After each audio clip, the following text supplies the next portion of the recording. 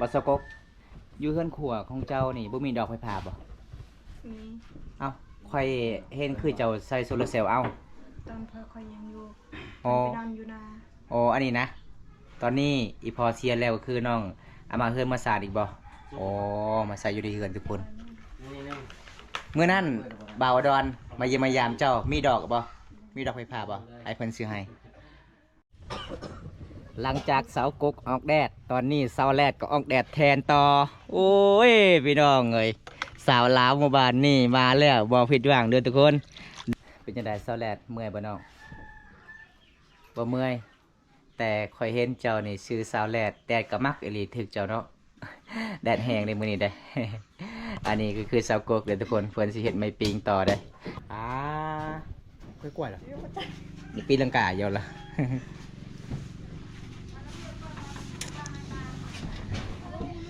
อ้าวน้องก็สิหย่อผ้าขาวเลยเด้อทุกคนเป็นตามประเพณี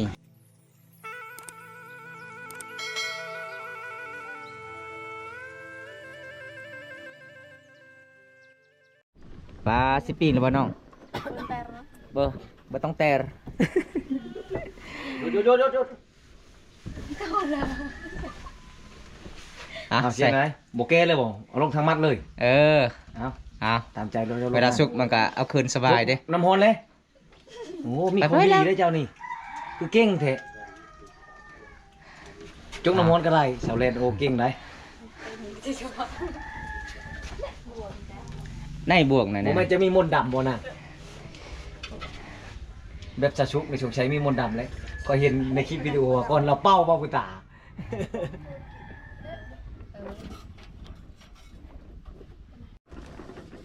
เอาตอนนี้น้องก็สิต้มกระปุนเลยเด้อพี่น้องเพราะว่าน้องก็หิวข้าวหิวน้ำมาเมื่อนี้2 คนคือเก่าบ่าวงยังไม่ทันได้มาทุกคนโอ้อยู่เบื้องนี้คือ ตอนนี้สาวโกกะอยู่เบื้องนั้นมืดทุกคนสิปิ้งป่าบ่น้องโอ้ระหว่างได้สารเจ้าจะติงเห็นติ๊กต๊อกติ๊งต้องนึกแล้วเลยได้เขาเห็นเจ้าจุกน้ำฮอนได้วันนี้เจ้าสิ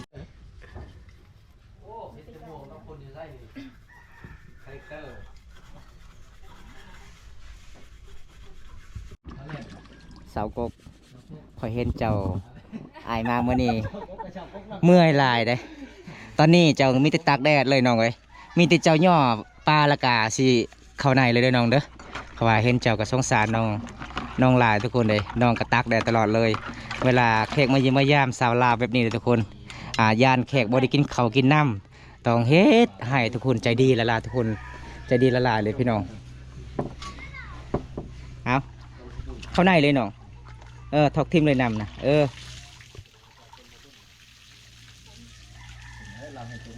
ไปเข้าไหนเลยฮอนลายทุกคนเลยสงสารน้องวันนี้คืองามแท้ปลายังนี่ครูนี่น่าสิงามเนาะขยันเนาะแรดขันเจ้าสิเอาพัวจะเลือกผู้บ่าวประมาณสำนีเด้อมียังลากกระซอยเด้อผ่านบ่ผ่านเด้อผ่านเฮือนลาวได้เราผ่านเฮือนลาวใช่ไหมผ่านเฮือนลาวมันเป็นชี้ได้มันเป็นชี้ได้ชื่อปลา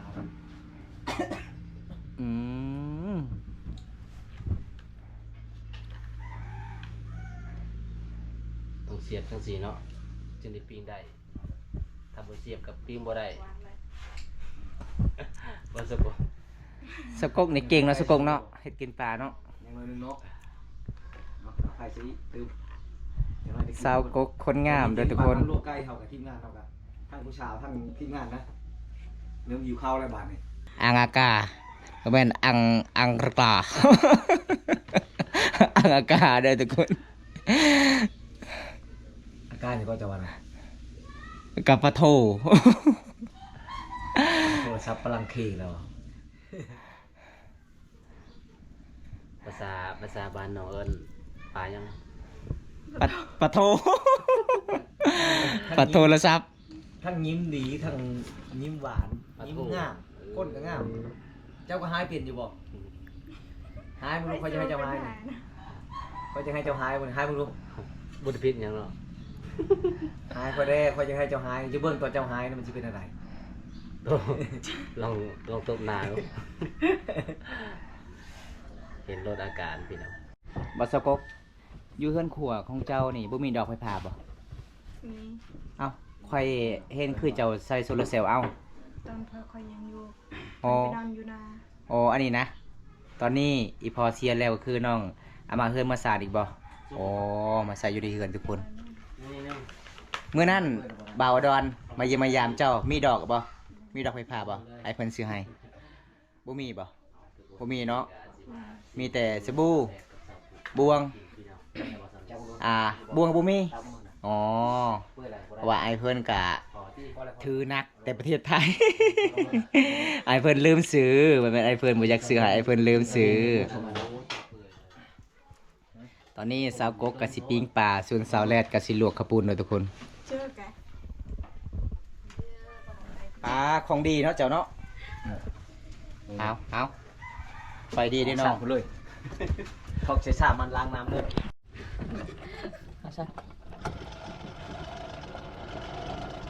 ปลาคักเนาะเป่าไฟอากาศก็ร้อนไฟก็ร้อนบัดนี้คนงามๆเป็นยังใจจึงงามทุกคนก็คือแบบนี้เด้อ อะไรนะ คนงามมันก็งามทุกคนงามทั้งจิตงามทั้งใจเห็นบ่เพื่อนสารบานซองน้องประมาณซำนี้ทุกคนน้องลูกกำพร้าบ่มีพอเห็นแล้วก็สงสารน้องลายเลยจะดีทุกคน อันนี้แม่นน้ำปลาที่ไอ้เพื่อนซื้อมาบ่คือกินบ่เบิดน้องใส่บ่เป็นบ่ว่าจังใดใส่บ่เป็นเลย บ่เคยกินบ่แซ่บหรือว่ากินบ่ลงใส่บ่เป็นเลยเนาะโอ้เมื่อหน้าให้ไอ้เพื่อนมากไอ้เพื่อนก็สิสอนต่ออีกเอาน้องก็สิปิ้งปลาพี่น้อง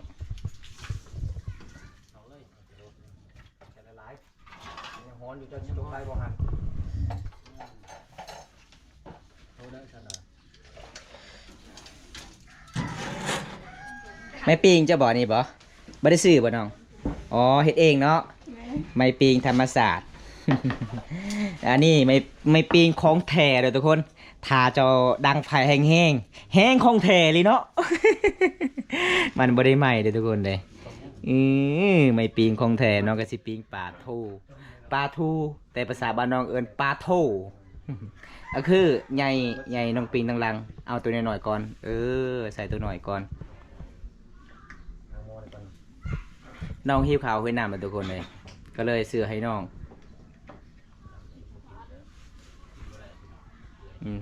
เอาใส่ตัวใหญ่ๆอีกใส่รถ เป็นตัวละ มีล้างหม้อนี่ บ่มีสิมัดอีกบ่ก็คือคันบ่มีสิมัดน้องก็ตัดสายนี้เลยน้องนี่ตัดสายโซลาร์เซลล์เลย เบิ่งคือสิไปหา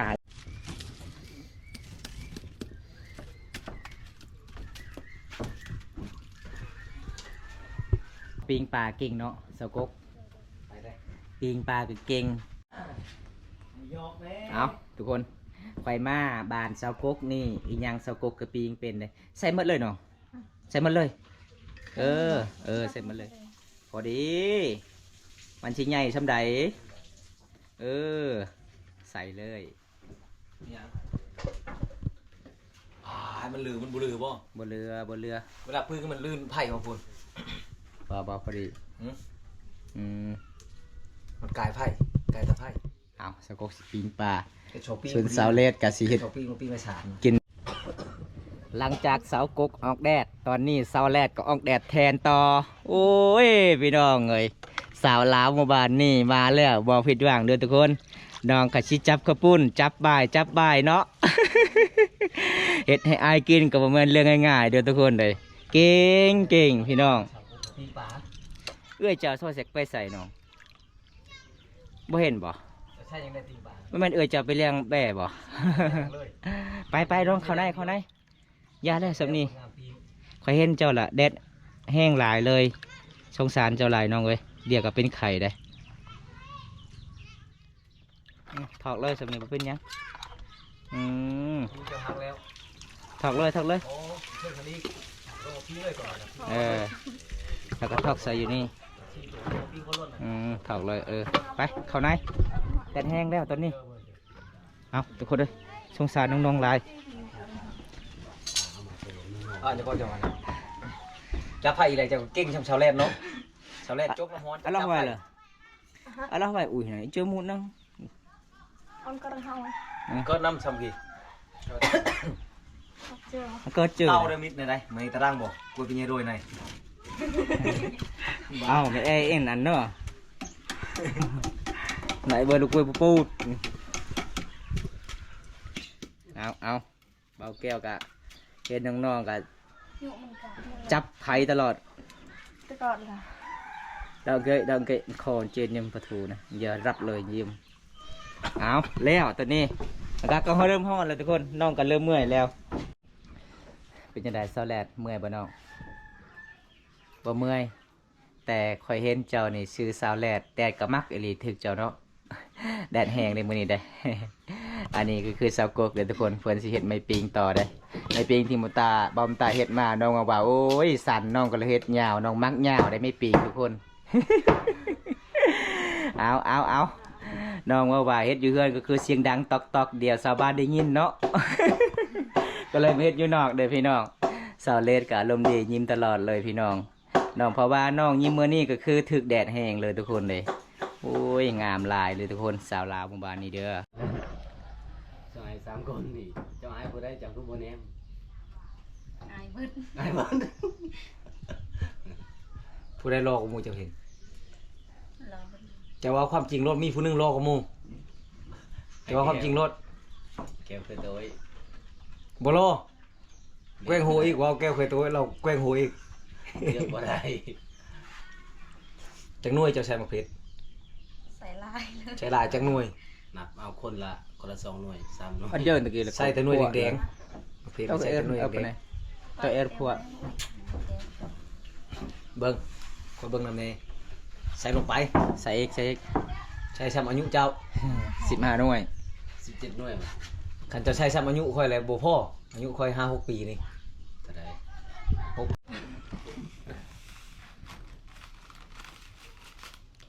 ใช้หลายๆเป็นหน่วยใช้มาชงนะ ใส่ลายใส่ลาย ใช้รถใช้จนหมดนะ ก็คือ ใช้เลยใช้หมดนะ ao cưa cho lại cái xoay bắt thùng là cưa cho nó คือใช้หมดเลย สูตรสาวแรกก็คือตำข้าวปุ้นบ่สูตรสาว หมดคือหมดเป็นหน่วยชาวกุ๊กเมื่อเลยเฮา สูตรสาวกกก็คือปิ้งป่าเด้อทุกคนปลาโถนึงว่าปลาโถ ก็คือปลาถูพี่น้อง เทียมใช้หลายๆใช้จักอันแล้วบางเทียมนะปูนึ่งบ่บางเทียมนะให้ เป็นยังไง ให้ใช้หมดเลย น้ำปลาบ่ใส่บ่น้ำปลาบ่มักใส่เกลือเนาะ ได้ตัวจอเบียร์ได้ไอ้ที่ได้เจาะได้เจาะอันพรมเลย เจาะเยอะเลยพวกเตรียม กูมาหาไม่แต่เต้แต่กู ปู แล้วแค่เจอปูนไปชมมิดได้โตตัวเป็นชอบเป็นมิดกิน ในมากกตีเยี่ยม áo tam lẹ vào này nó nông cảเวลาตั้มมันก็ถนัดซ้ายได้ ได้ถนัดขวา ตำแล้วต้องเลียซากเลียทำบอกตำแล้วเลียซากเลย เป็นคนเดียวนี่ตั้มส้มนี่เดียวแน่นอน ชุดชาวโทตำนี่ตำแล้วเลียซากเลย โอ้ยหนึ่งบุญตาเนี่ยคือน้ำลายแล้ว ค่อยๆแห้งๆค่อยๆแห้งๆโอ้ยขัดเนาะ เวลามันสิมุนเริ่มแห้งแล้วทุกคนเวลาตำเนี่ยมันยากเวลาตำเนี่ยน้องก็เลยตำค่อยๆยานมักเฟียดถือตาทุกคนเลยไก่สิมุนโอ้แห้งอยู่ได้เป็นผาดใส่เลย มักเล่นมักคือ มัน มั เล่น นคือเงาะ มันคือเนาะขึ้นบ้านคอยเลย มักปลายกระเช้า แล้วก็เศร้า ใส่มันเลยเนาะมีแต่2 หน่วยนั่นปะน้องจะกิน2 หน่วยก็เลยเอา2 หน่วยให้น้อง ปกติบอมตาจะซื้อ6 หน่วย อ๋อเนาะ น้องว่าเอา2 หน่วยก็ได้อ้ายเอาลายก็กินบ่เบิดก็เลยเอา2 หน่วยให้น้องกินก็คือมักเล่นเลยทุกคน หมักเล่น2 หน่วยพอดีเนาะมังนาว แล้วจ่อง สาวกกสาวแรด FC บ่ว่าแต่เบิ่นจะโดยบ่เพิ่นว่าจะโดยจะบ่ เจอเพิ่นว่า แต่เบิ่นจ่าเด้อแต่ยัวจ่าโดยเด้อยังบ่ทันกินข้าวน้องกำลังสิตำข้าวปุ้นทุกคน ใส่หมดเลย ใส่ลายแซ่บลาย ก็คือเป็งนัวน้องก็ทอกใส่เบิดเลยทงน่ะ แล้วก็เกลือก็ใส่เบิดเลย ใส่หมดเลย มันแซ่บหลายเนาะใส่หลายแซ่บหลาย เอาสูตรเซาแรดมื้อนี้เซาเซ็กบ่ได้มาทุกคนเซาเซ็กคาเวียกปกติก็เซาเซ็กได้เฮ็ดกินได้ตำข้าวปุ้นทีมงานเฮาหิวข้าวแล้วเบิ่งทุกคนโอ้ปีกอิงเลย หอมขนาดเลย เป็นตาซิมมันดีพี่น้องเว้ย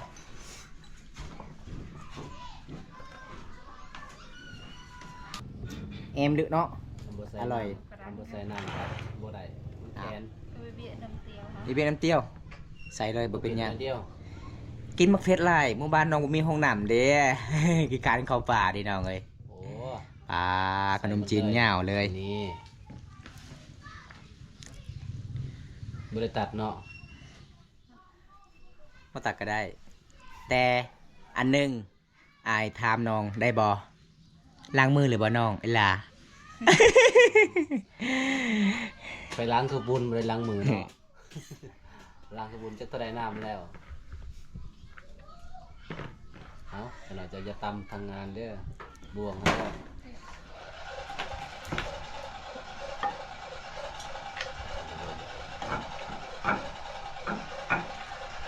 sao kinh tế cái bây giờ đồi cái khô kẹt โอ้ยเลือกระยะเขาเนี่ย khắc thì nóจะnhọn nó nhọn kinh này tụi con này sạc cái sạc mấy cái nhung đây พอดีเลย พาดโชว์บวงมึงจากบ้านช่างและตีหัวบวงจากบ้านดู คือบ่มีมาพิษเลยบ่บ้านนี้บ่มันสิ นี่ บ่ ทำ มัน มาตลอด5เราเตียว พอดีแล้ว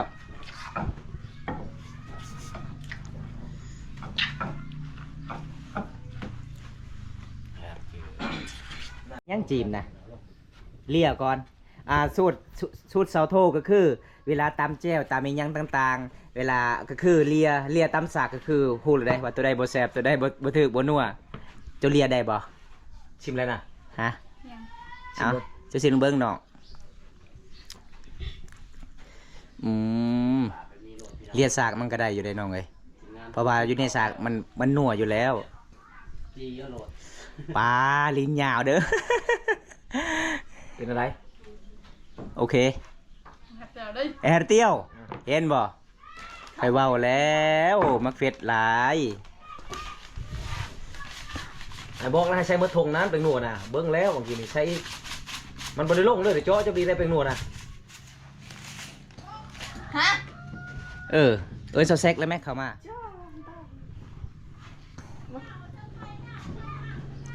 เซาเอิ้นมา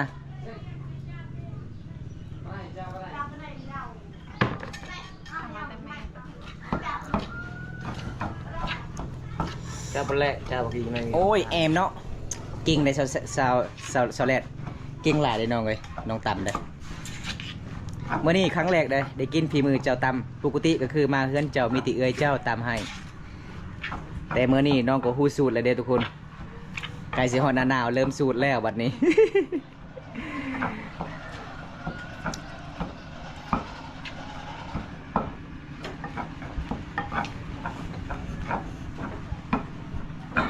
หาบุ้งก่อนอยากชิม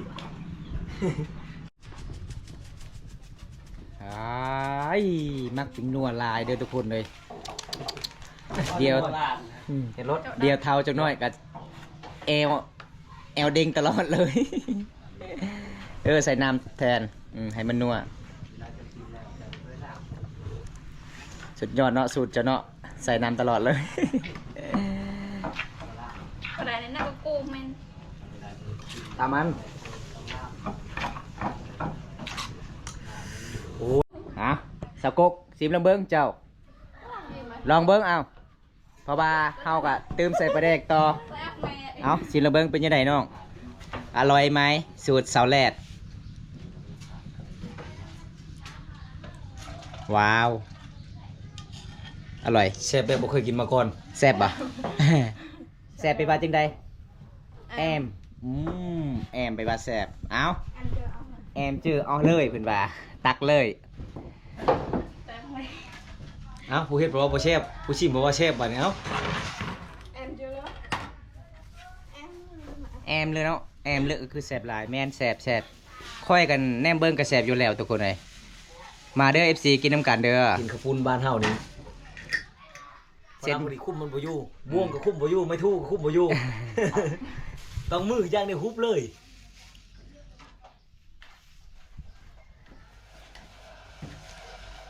เฮ็ดโบ้งอีกบ่ได้ไปคุ้มปีกผ่านเอา อืม แต่ตั้งงานนำๆก็งานนำๆอ๋อไม่ใช่ตัดหน้าตัดนัดตั้งงาน เลย อีเมลสาวกุ๊กว่าลาวบ่เป็นเนาะบ่เป็นเลยอีเมลสาวแรกนี่ใครเว้าเป็นอยู่ ชาวโกกชาวโกกโกกคนงามเอ้ยมื้อแรกจะบอกแม่เจ้าเด้อจะว่าบ่ค่อยมักเอาแก้วว่านี่เด้อจะบอกเรารถบ่ต้องอายนะเขาจะมักจะบอกรถ ยอกน้องเด้อทุกคนยอกแม่นยอกพระรามพอดีได้ยอกจนน้องอายบ่ได้ยอกนี่ได้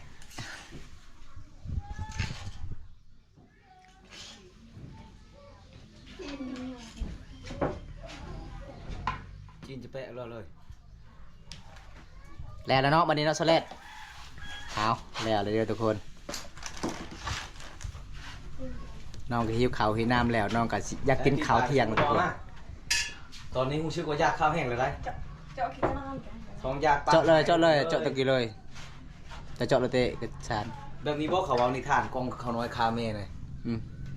ใจขึ้นตอนย่ามหิวข้าวเข้าไปหิวข้าวกันนะ เอ็ดเอาน้ำมวย ก็ใช้กระสอบตัวไหน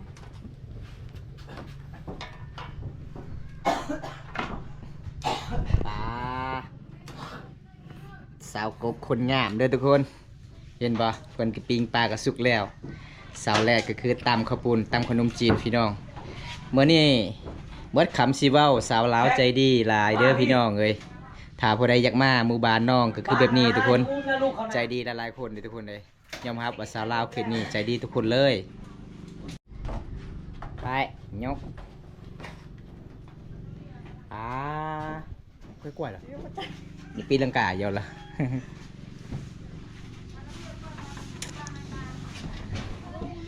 อ้าวน้องกับชิหยอผ้าขาวเลยเด้อทุกคนเป็นตามประเพณีอีกอย่างนี่น้ำกินบ่ กินข้าวแล้วกินน้ำล้างมือ เออ เอามาดูโทรศัพท์เลยนะ ได้สวัสดี มานะ นกชอดใช่ไหม มาเอาได้มือ เอามื้อนี้มีผู้สาวเด้อทุกคน3คนเด้อ ข่าวเด้อ นี่เมียเข้าบ่ ได้เด้อพอแล้ว สาวเซ็กนี่มักตลกทุกคนน้องหยอกเลยทุกคนน้องยังบ่ทันเอาผัวทุกคนเลยยังเป็นสาวโสดเด้ออันนี้คือสาวแซกสาวกกสาวแรดเด้อทุกคน เราก็ชิเอาแล้วป่ะ มาเอิ้น FC นี่เด้อ เมียเตอะกินได้นิก สาวแซกเอิ้น FC เนี่ย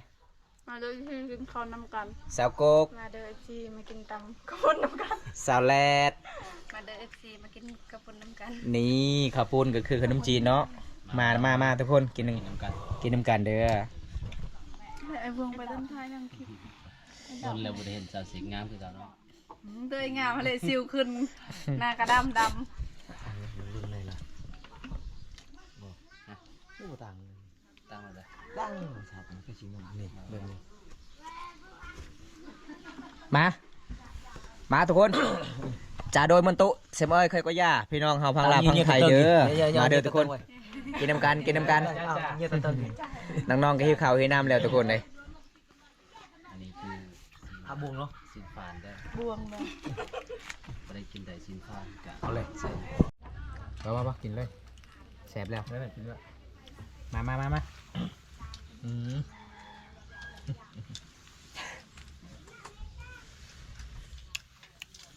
เยอะเลยสุดจ้า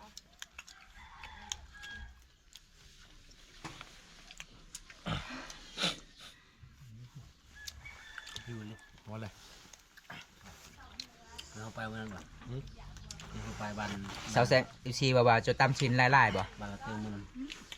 บ่ลายเมื่อยเนาะ ยปลาเลยเรือออกขึ้นขนาดเลย มาเด้อทุกคน ขึ้นกระโตขนาดเลย มันจะไปอาบน้ำ3 มื้อเลยบ่ มันอาบัน บอกไว้เนาะ ดูเจน มันอาบันนี่อาบไปขโมยของหมออาบไป มันเผ็ดแล้ว อาบอยู่ เป เฮื รี้ยว อน ละ มันอาบกระแดงใช่ไหม วันแรก เบิ่งไปของหมออาบ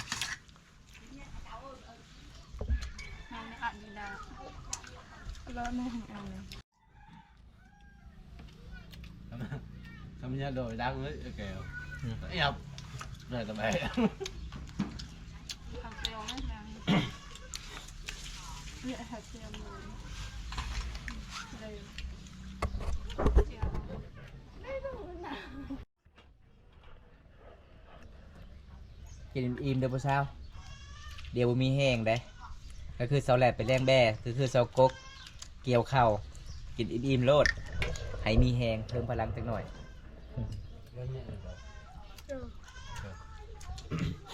แซ่บบ่ไอ้ล่ะเพิ่นว่าแซ่บเด้อทุกคนกินกับสาวลาวสาวสวยแซ่บหลายเลยอาหารเบิดคำสิเว้าสุดยอด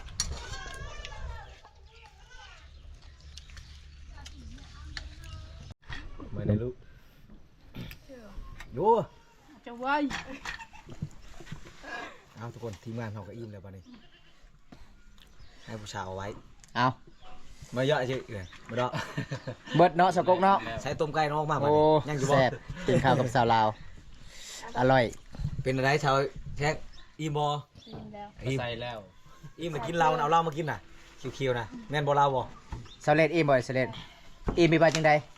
ใส่ ปะไซเจอปะไซเจอก็คือปะกันเลยทุกคน เจ๋ต่อ เอาผู้สาว3 คน น่ะ ผู้บ่าว3 คน อายมา3 คน น่าไปลูกกี่ล่ะ ไว้อะไรอะจ๋า คือปลาขึ้นมันไม่ไปแต่ไอ้จอ